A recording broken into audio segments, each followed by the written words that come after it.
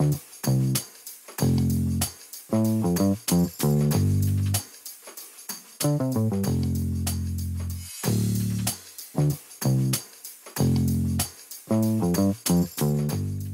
la loi sur la statistique fédérale, elle fournit au fond à chacun d'entre nous et à chacun à son niveau la base légale pour exercer ses activités.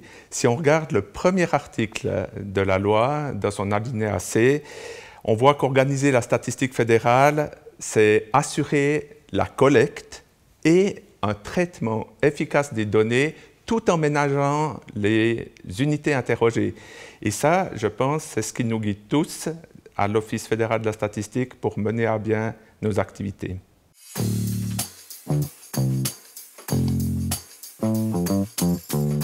Pour moi, l'article qui sollicite le plus le responsable de la section des méthodes statistiques, c'est l'article 3 sur les tâches de la statistique fédérale, qui doit fournir des informations représentatives sur la population, sur l'économie, sur la société en général, pour l'ensemble de la population.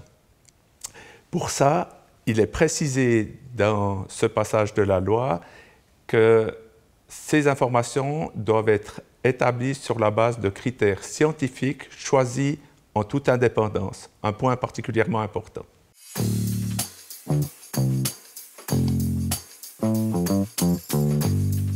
Pour moi, il y a deux articles qui ont une importance primordiale.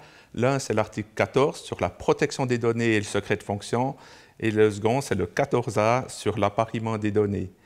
On voit ces dernières années toutes les perspectives qu'offre cet appariement de données, avec évidemment à la clé son pendant, c'est-à-dire une protection accrue du point de vue de la protection des données.